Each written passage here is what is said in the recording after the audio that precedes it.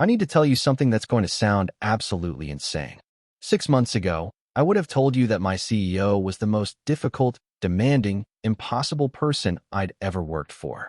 I complained about her constantly, called her names I'm not proud of, dreaded every interaction we had.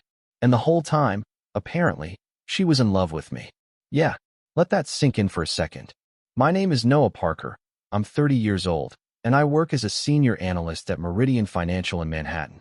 Or I did, until everything got complicated in ways I never saw coming.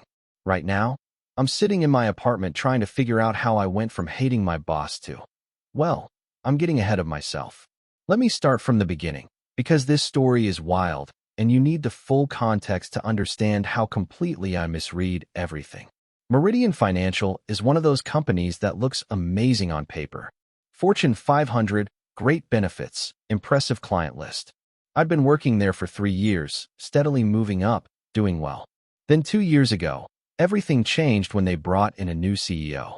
Her name was Victoria Chun, 35 years old, Harvard Business School graduate, previously a VP at Goldman Sachs. She was brought in to shake things up, increase profitability, make the company more competitive. And shake things up she did. From day one, Victoria had a reputation for being brutal.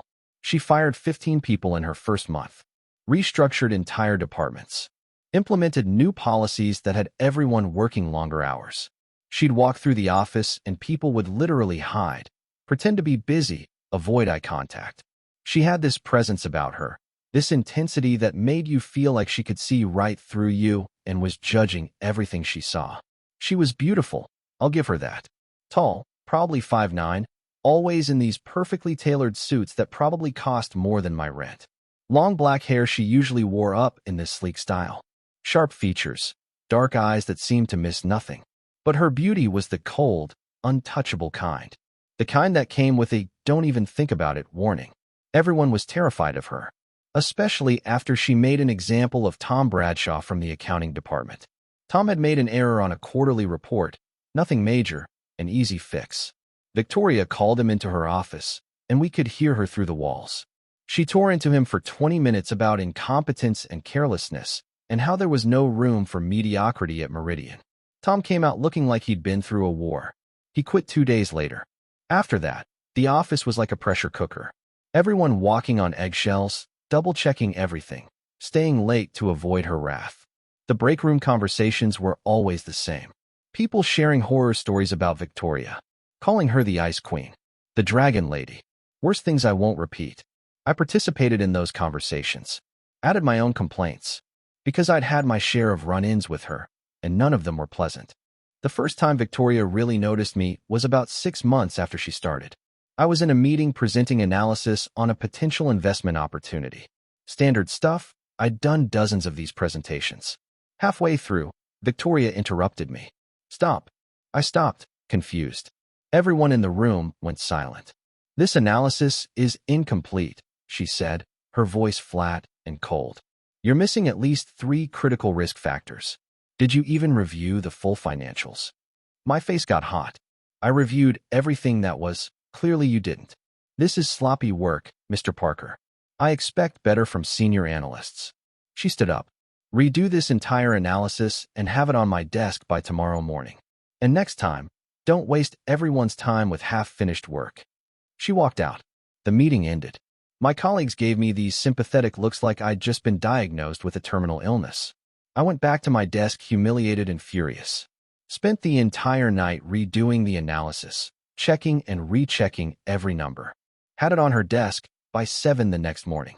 I didn't hear anything back. No acknowledgement. Nothing. Just silence. 2 weeks later, I found out the investment I'd recommended had been approved and was performing well. Not a word from Victoria. No "good job" or "you were right." Just nothing. That became the pattern. She'd criticize me in meetings, point out flaws in my work that were sometimes valid and sometimes felt like nitpicking. But she never gave me credit when things went well. Other people on my team got praise occasionally. Not me. Never me. After about 6 months of this, I was convinced she hated me. Thought I'd done something to piss her off. Or maybe she just didn't like my face. I started looking for other jobs. Sent out resumes. Had a few interviews. But nothing panned out, and I couldn't afford to quit without something lined up. So I stayed and dealt with it. Then things got weirder. I started noticing that while Victoria was brutal to most of the office, she seemed to be paying special attention to me. She'd assign me to high-profile projects that should have gone to more senior people.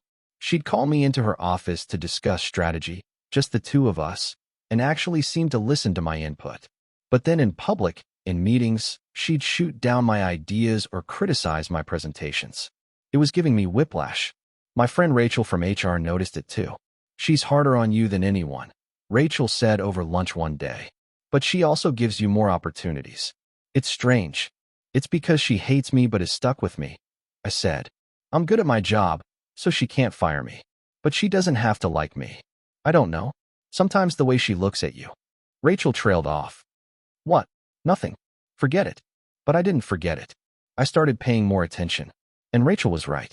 Sometimes I'd catch Victoria looking at me during meetings. Not in an angry way, just looking.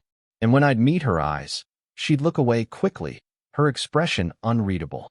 3 months ago, everything started to shift. We had this huge client presentation coming up. Make or break for a potential $50 million account. Victoria put me in charge of leading it, which shocked everyone, including me. "You'll be presenting directly to the client," she told me in her office. "I'll be there, but this is your show. Don't screw it up."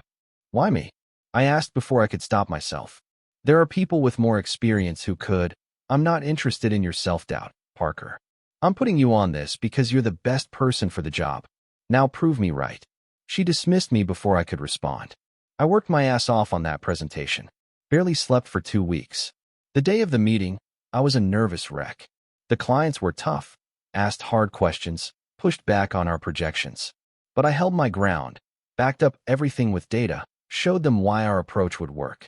Victoria sat in the corner of the room the entire time, silent, just watching. After the clients left, everyone was buzzing. It had gone well, really well. I was packing up my materials when Victoria approached me. "Good work," she said quietly. Just those 2 words. But the way she said them, there was something different in her voice. Something almost soft. "Thank you," I managed. She looked like she wanted to say something else. Opened her mouth, closed it, then just nodded and walked away. We got the account. $50 million. The biggest win the company had seen in years. Victoria sent out a company-wide email crediting the team, my name mentioned first. At the celebration drinks that Friday, everyone was congratulating me. But Victoria wasn't there. She never came to office social events. I found out later she'd left early, which apparently she always did. She doesn't socialize with employees, Rachel told me. Maintains strict boundaries. I've been here 5 years and I don't think I've ever seen her at a happy hour. Probably thinks we're beneath her, someone else added. But I couldn't shake this feeling that there was more to it. That maybe Victoria wasn't as cold as everyone thought. Maybe she was just lonely? No, that was stupid. She was the CEO. She was powerful and successful and definitely didn't need sympathy from some analyst who she barely tolerated. The next Monday, Victoria called me into her office. "Close the door," she said. I did, my stomach nodding. Private meetings with Victoria usually meant you were about to get destroyed over something. I sat down across from her desk. She was looking at her computer, not at me. "I'm promoting you," she said, to VP of Strategic Analysis. Effective immediately. I stared at her. "What? You heard me. You've earned it. Your work on the Hartman account was exceptional. You're ready for more responsibility." She finally looked at me. "Congratulations." "I thank you. I don't know what to say." "Don't say anything. Just keep doing good work." She went back to her computer. "That's all." I stood up, still in shock. Reached the door before her voice stopped me. "Parker." I turned. "Yes." She hesitated. For the first time since I'd known her, Victoria Chin looked uncertain about something. "You're very talented. I hope you know that." Then she looked back at her computer, dismissing me. I walked out confused and elated and completely thrown off balance. The promotion came with a new office, a significant raise, and even more direct contact with Victoria. We had one-on-one meetings twice a week to discuss strategy and projects. And during those meetings, I started to see a different side of her. She'd ask my opinion and actually consider it. She'd admit when she was unsure about something. Once, she even laughed at a joke I made. This quick surprised laugh that transformed her entire face. "Sorry," she said immediately, her expression closing off again. "That was unprofessional." It's fine, I said. It's just a joke. You're allowed to laugh. Not really. Not in my position. There was something sad in the way she said it. After that meeting, I couldn't stop thinking about it. About how Victoria had built these walls around herself. How she never let anyone see behind them. How lonely that must be. I started paying more attention to her. Really looking. And I noticed things. How she was always the first one in the office and the last to leave. How she ate lunch at her desk alone every day. How she'd sometimes stand at her window looking out at the city with this expression I couldn't quite read. How she was brutal in meetings, but I'd occasionally catch her being kind in small ways. She'd approve expense reports without question. She'd quietly help people who were struggling without making a big deal of it. Once, I saw her talking to a junior analyst who looked like he was about to cry, and her voice was gentle in a way I'd never heard before. She's not as bad as everyone thinks, I said to Rachel one day. Rachel raised an eyebrow. Are we talking about the same Victoria Chin? The woman who made Sarah cry last week over a formatting error. Sarah's report was important, and the formatting made it hard to read. Victoria was right to call it out. She just doesn't sugarcoat things. Since when do you defend her? You've spent 2 years complaining about her. Since when did I defend her? I didn't have a good answer. But I realized that somewhere along the way, my feelings about Victoria had shifted. I didn't hate her anymore. I was curious about her, wanted to understand her, maybe even liked her. No, that was ridiculous. She was still my boss, still demanding and difficult and impossible to please. Except she wasn't impossible to please. Not with me. She'd been giving me more and more praise lately. Small things, usually said in private. Good instincts on that deal. Smart analysis. I knew I made the right choice promoting you. And I'd started looking forward to our meetings. Started paying attention to small details. Like how she twisted her pen when she was thinking. How she'd tap her foot when she was impatient. How her eyes would light up when we discussed a particularly interesting problem. Like she forgot to maintain her cold facade for a moment. I was in trouble. I was developing feelings for my CEO. The woman everyone was terrified of. The woman who'd made my life hell for 2 years. What was wrong with me? Then came the incident that changed everything. It was a Thursday night, around 8. Most people had gone home. I was finishing up some reports in my office when I heard shouting. Loud, angry shouting coming from down the hall. I went to investigate and found Victoria in her office, on the phone, and she was furious. I don't care what your excuses are. You had one job. Get it done, or I'll find someone who can. She slammed the phone down, then swept everything off her desk in one violent motion. Papers, pens, her coffee mug, everything crashed to the floor. I must have made a sound because she whipped around. When she saw me in the doorway, her expression shifted from rage to something like horror. Parker. I didn't. She looked at the mess on the floor. I'll clean this up. You should go home. But instead of leaving, I walked into her office and started picking up papers. What are you doing? She asked. Helping. I don't need help. I'm perfectly capable of, I know you're capable. I'm helping anyway. I picked up her coffee mug, thankfully empty, and set it on her desk. Then I grabbed the waste bar and started collecting the scattered pens. Victoria stood there for a moment, then slowly knelt down and started helping. We cleaned in silence. When everything was back in place, she sat down in her chair and put her head in her hands. You should go, she said quietly. Everyone should just go. I sat down in the chair across from her desk. What happened? Nothing. Just an incompetent contractor who can't follow simple instructions. It seemed like more than that. She looked up at me, and I was shocked to see tears in her eyes. Not falling, but there. My father is sick. Cancer. I've been trying to arrange for the best treatment, the best doctors. Money isn't an issue, but apparently competence is. Her voice broke slightly. I can't even help my own father because everyone around me is useless. This was the most human I'd ever seen her. Vulnerable. Scared. Nothing like the ice queen everyone thought she was. I'm sorry, I said. That's terrifying. I don't need your pity. It's not pity. It's empathy. There's a difference. She stared at me. Why are you still here? Because you clearly need someone right now. And because despite what everyone thinks, you're not actually made of stone. Something shifted in her expression. Everyone hates me here. You know that, right? People don't know you. They just know the version of you that you show them. And what version is that? The one that keeps everyone at a distance. The one that never lets anyone see that you're human.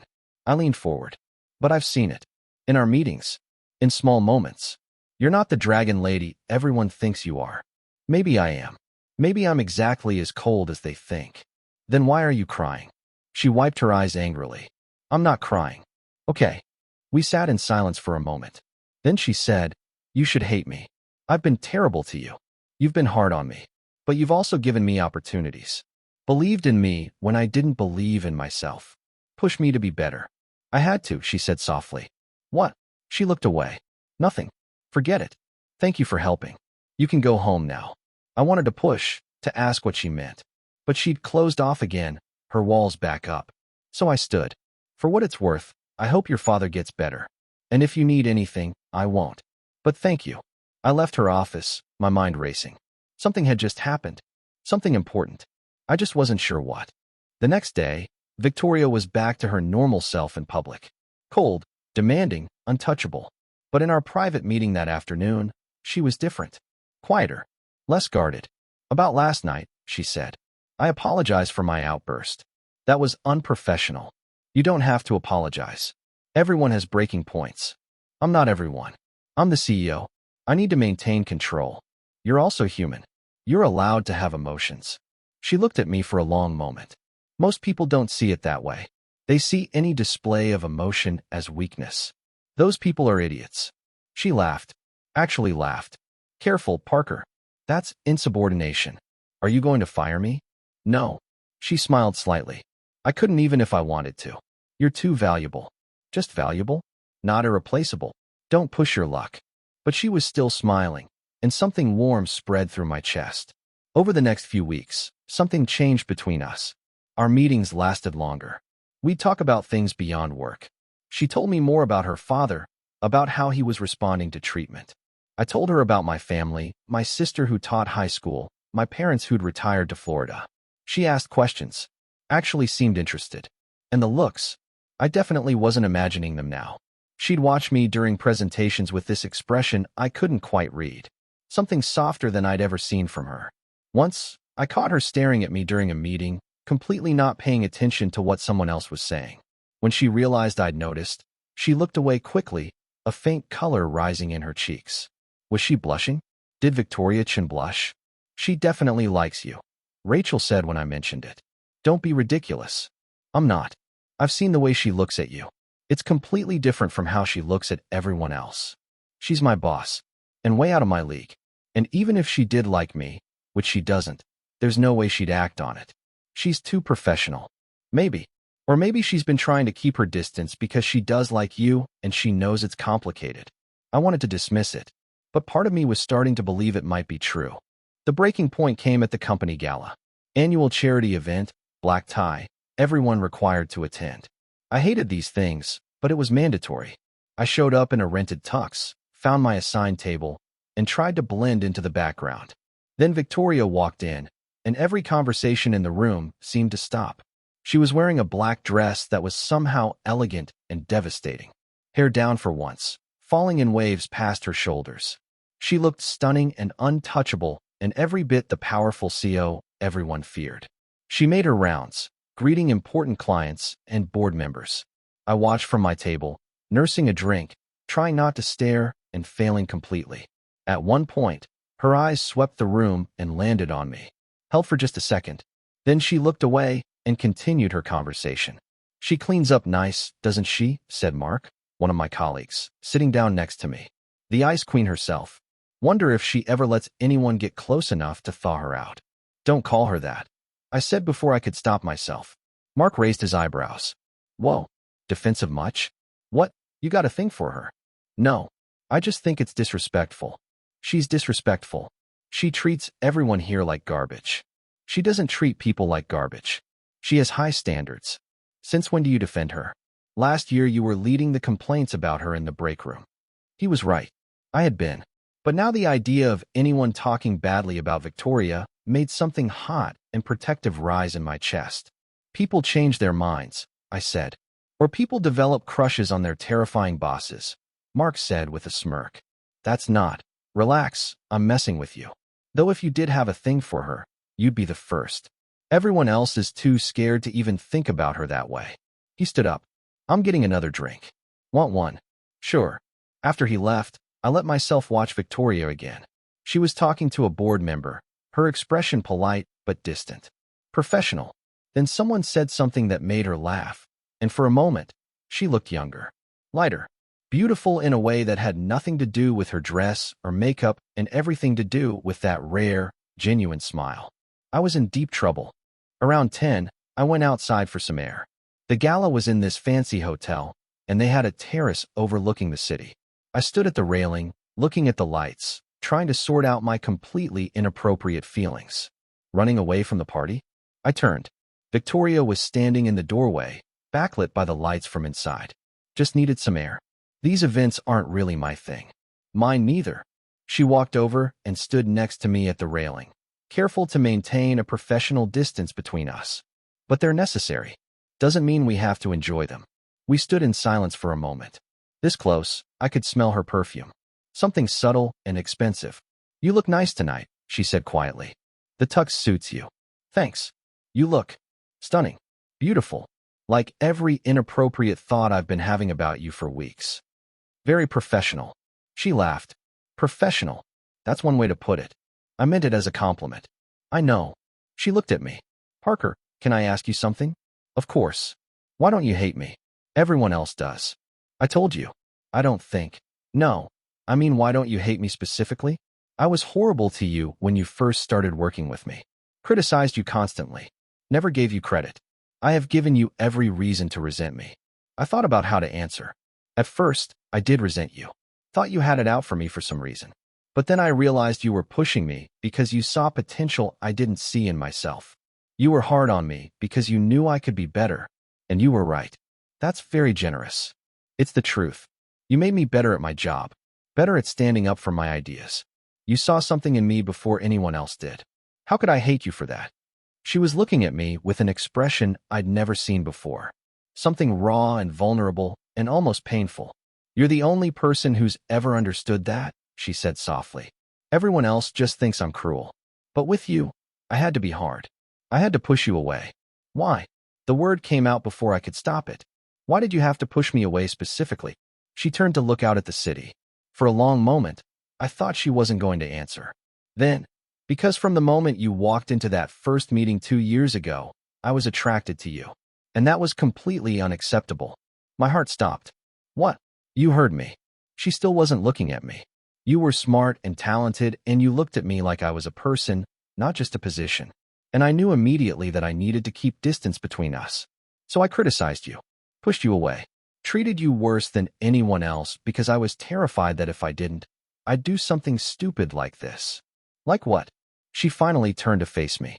Like falling in love with you. The world tilted. I couldn't breathe. Couldn't think. Victoria Chun just said she was in love with me. I know it's inappropriate, she continued, the words rushing out now like she'd been holding them back for too long. I know I'm your boss, and this is completely unprofessional and probably makes you uncomfortable. I've tried to stop, try to keep it professional. But watching you tonight, seeing you in that tux, standing out here alone, She closed her eyes. I needed you to know, even if it ruins everything, even if you hate me for it. I needed to be honest. I still couldn't speak. My brain was short-circuiting trying to process this. Say something, she whispered. Please say something. You love me. My voice came out rough. You've been in love with me this whole time? Yes. While you were criticizing my work and shooting down my ideas and making my life difficult? Yes. Because being hard on you was the only way I could keep my distance. The only way I could maintain control. Control of what? Of this. And then she closed the space between us and kissed me. For a second, I was too shocked to respond. Then my brain caught up with what was happening. Victoria Chun was kissing me. My CEO. The woman I'd spent 2 years hating and the last few months falling for without realizing it. The woman who'd just confessed she was in love with me. I kissed her back, pulled her closer, felt her hands grip the front of my shirt like she was afraid I'd disappear. When we finally broke apart, both breathing hard, she rested her forehead against mine. Tell me I didn't just make a massive mistake, she said. Tell me you feel something too, because if you don't, I'm going to die of embarrassment. Are you kidding? I cupped her face in my hands. Victoria, I've been losing my mind trying to figure out why I couldn't stop thinking about you. Why I'd look forward to our meetings. Why the thought of you with anyone else made me want to punch something. I think I've been falling for you for weeks and just didn't want to admit it because you're my boss and it's complicated and impossible. So you do feel something? I feel everything. I kissed her again, softer this time. But we need to talk about this. About what it means. I know. There are rules. Policies. Complications. She pulled back slightly. I'm the CEO. You're a VP. We can't just. This has to be handled carefully. Are you saying we need to hide this? I'm saying we need to be smart about it. I won't put your career at risk. I won't put the company at risk. But Noah. She used my first name for the first time ever. I can't go back to pretending I don't feel this way. I can't keep pushing you away. It's been killing me. Then don't. We'll figure it out. Together. She smiled, and it transformed her entire face. Together. I like the sound of that. We stayed on the terrace for another hour, talking about everything. About how she'd been fighting her feelings for me since the beginning. About how she'd promoted me because she couldn't stand watching me leave for another job, but also because I genuinely deserved it. About how lonely she'd been, keeping everyone at arm's length because she couldn't risk appearing weak or getting too close to anyone. Everyone thinks I'm this cold, heartless person, she said. And I let them think that because it's easier. Safer. But with you, I couldn't maintain that facade. You saw through it. You saw me. I wish I'd seen it sooner. We could have saved ourselves a lot of time. Maybe we needed that time. Maybe I needed to learn to trust you. To see that you wouldn't use my feelings against me. She took my hand. Do you know how hard it's been? Watching you in meetings, listening to you present, working with you one-on-one, and not being able to tell you how I felt? Probably as hard as it's been for me these past few weeks realizing I was falling for someone I thought I could never have. You have me now, she said softly. If you want me. I want you. But Victoria, we need to do this right. We can't just. People are going to talk. There are policies about relationships in the workplace. I know. We'll go to HR on Monday. Disclose everything. Make sure we're following protocol. And if anyone has a problem with it, they can take it up with me. She smiled. Being the CEO has to have some advantages. What about your reputation? People already think you're too harsh. If they find out you're dating a subordinate, let them think what they want. I've spent too long caring about what everyone thinks. You're worth more than my reputation. We finally went back inside around 11. Stayed on opposite sides of the room for the rest of the event, but I caught her looking at me more than once, a small smile on her lips. When the gala ended, we left separately, but she texted me 20 minutes later. Thank you for tonight. For seeing me. For not running away when I told you the truth. I texted back. Thank you for being brave enough to tell me. I'll see you Monday. Counting the hours. I didn't sleep that night. Just lay in bed replaying everything. The kiss. The confession. The feeling of her in my arms. Monday morning, I was at the office early. Victoria called me into her office at 8. Close the door, she said. I did. The moment it clicked shut, she crossed the room and kissed me. Good morning, she said when we broke apart. Good morning. I talked to HR this morning. Disclosed our relationship. They're going to draft some paperwork for us to sign, guidelines to follow. But it's allowed. We just have to maintain professional boundaries at work. How professional are we talking? I asked, pulling her closer. She laughed. Not this professional. This stays behind closed doors. I can live with that. We spent the next 10 minutes kissing like teenagers before she finally pushed me away. Okay, we both have work to do. And if you stay here any longer, I'm not going to be able to concentrate on anything else. Is that such a bad thing? Yes. Because I have 3 meetings today and a board presentation tomorrow, and I need to be focused. She straightened her jacket. We'll continue this later. Dinner at my place tonight. Absolutely. That day was surreal. We had a meeting with the entire executive team, and I had to sit there watching Victoria be her normal professional, slightly intimidating self, while knowing that a few hours ago, she'd been kissing me in her office. Knowing that I'd be going to her apartment that night. When she disagreed with one of my points during the meeting, some of the old guard executives looked smug, like they were enjoying seeing someone get shot down. But I caught the tiny apologetic look she gave me afterward. Saw the way her hand twitched like she wanted to reach for mine. After the meeting, Mark cornered me. Dude, she destroyed your idea in there. You okay? She was right. My analysis was missing a key factor. Since when do you defend her? Oh wait, you've been doing that a lot lately. He looked at me suspiciously. What's going on with you two? Nothing. I said automatically. But I knew it was only a matter of time before people figured it out. That evening, I went to Victoria's apartment. It was in Tribeca, naturally. Huge, modern, expensive. She answered the door in jeans and a sweater, hair down, looking younger and more relaxed than I'd ever seen her. "Hi," she said, suddenly seeming shy. "Hi." She let me in. We had dinner, Chinese takeout that she admitted she ordered because she couldn't actually cook. We talked and laughed, and it was easy in a way I hadn't expected. This wasn't the intimidating CEO. This was just Victoria. Smart and funny, and a little awkward in a cute way. After dinner, we moved to the couch. She curled into my side, and I wrapped my arm around her. "I could get used to this," she said. "Me too. Are you sure about this? About us? Because once people find out, there's going to be talk. Speculation. Some people will say you only got promoted because I have feelings for you. Let them talk. I know the truth. You know the truth. That's what matters." She looked up at me. "You're taking this remarkably well. Most people would be freaking out about dating their CEO. Most people's CEO didn't just confess they were in love with them. I'm still processing that part. Having regrets? Not even a little bit." I kissed her, though I do have questions. Like, how long have you actually felt this way? Honestly, almost from the beginning.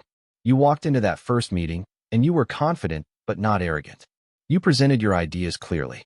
And when I challenged you, you didn't crumble. You stood your ground. I was impressed immediately. She played with my hand. Then we kept interacting, and I kept finding reasons to notice you. How you treated the junior analysts with respect. How you'd stay late helping other people with their projects. How passionate you were about the work. So you criticized me. I had to. Noah, do you understand how hard it was to keep my distance from you? I'd see you in the hallway and have to remind myself not to smile. I'd be in meetings with you and have to fight not to stare. Being harsh was the only way I could maintain boundaries. You could have just told me. And risk everything. Risk you rejecting me? Risk it getting out that the CEO had inappropriate feelings for an analyst? I couldn't take that chance. But you told me Saturday night. What changed? She was quiet for a moment. I realized I was going to lose you anyway. You've been looking at other jobs. Rachel mentioned you'd been sending out resumes. I winced. I thought you hated me. I thought I needed to leave before you found a reason to fire me. I could never fire you. And the thought of you leaving, of walking into the office one day, and you not being there, I couldn't do it. I had to tell you the truth, even if it meant risking everything. I'm glad you did, because I'd already decided to stop looking, even before Saturday. Why? Because somewhere along the way, I realized I didn't want to leave. Didn't want to leave you. I pulled her closer. I just didn't know you felt the same way. We spent the rest of the night talking and kissing and just being together. It felt right in a way nothing ever had before.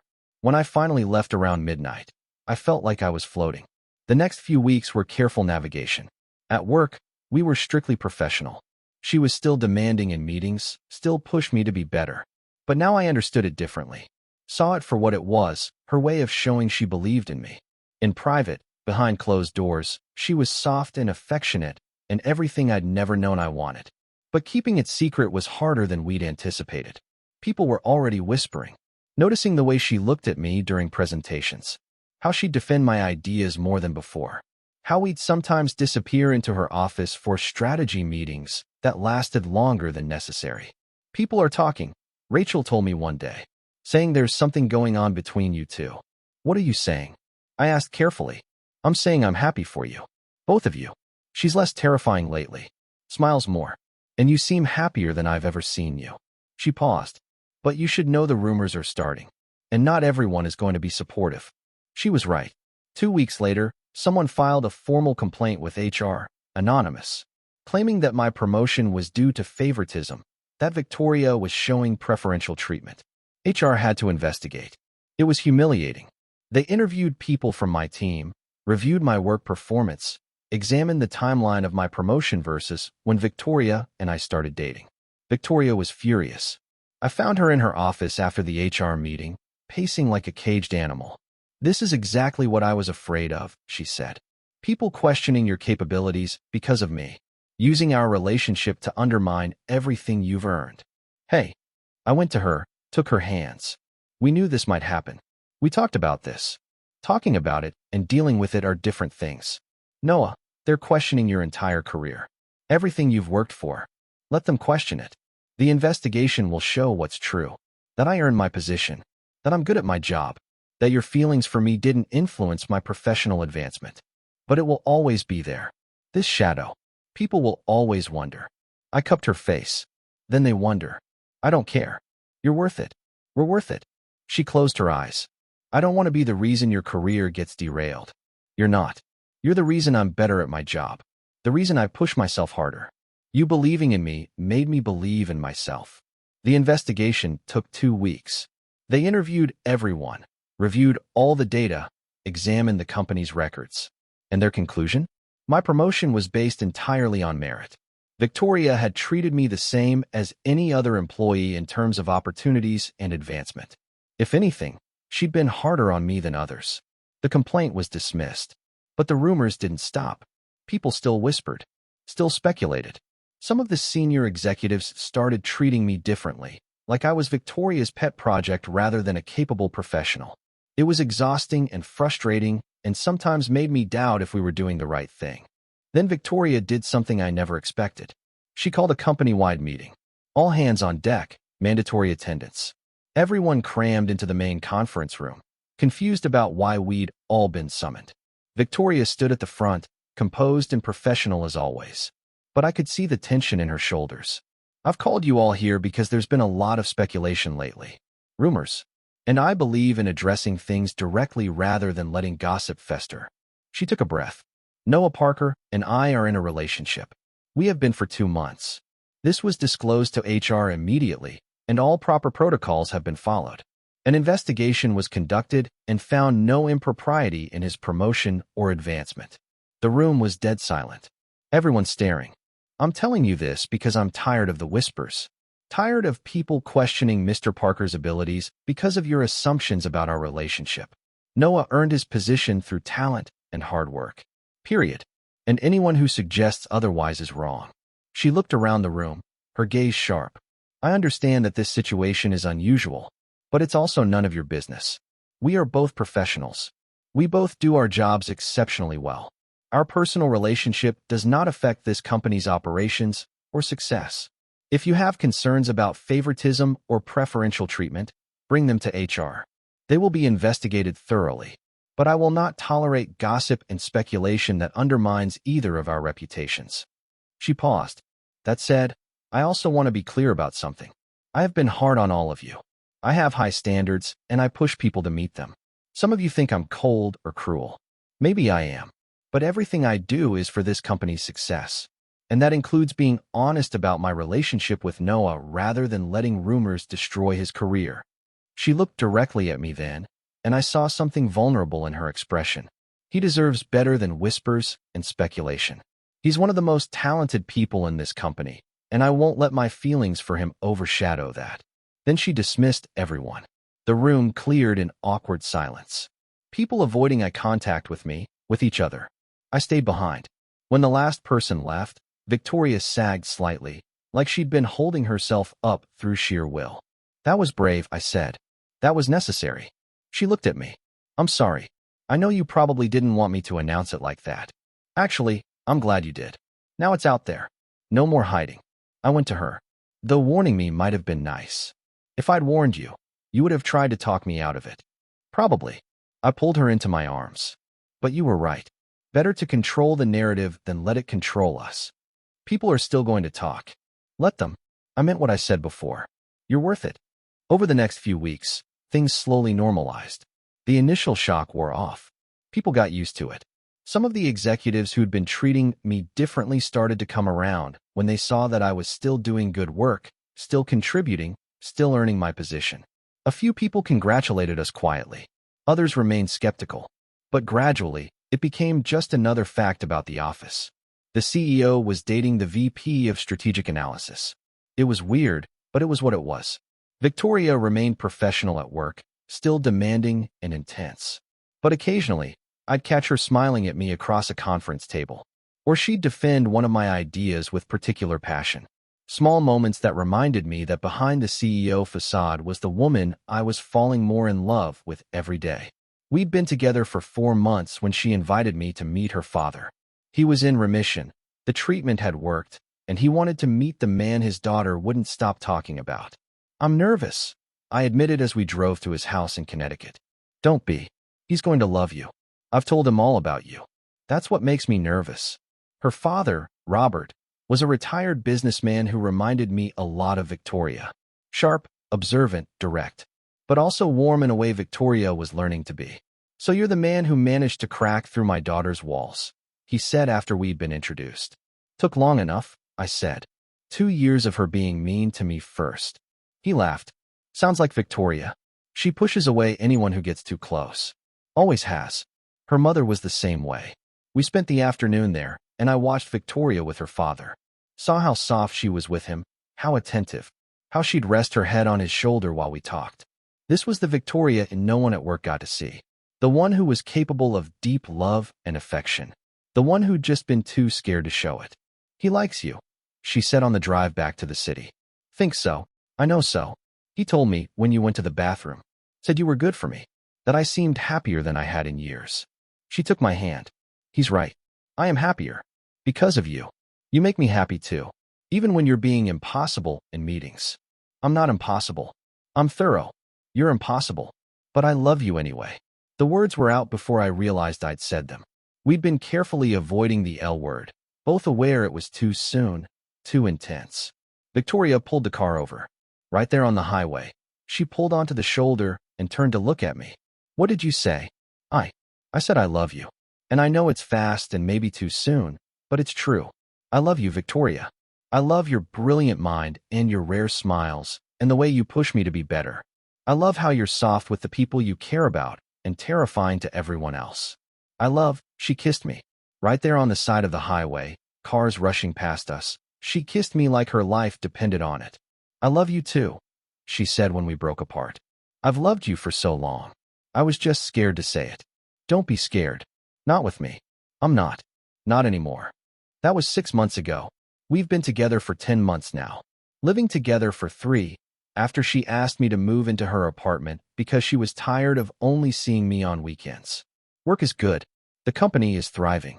My career is advancing on its own merit, and most people have accepted our relationship. There are still whispers sometimes, still people who don't understand. But we don't care. Last week, Victoria did something that shocked the entire office. There was a junior analyst, fresh out of college, who made a significant error on a client report.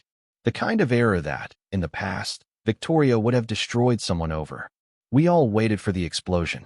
Instead, Victoria called the analyst into her office. I couldn't hear what was said, but the analyst came out looking relieved rather than traumatized.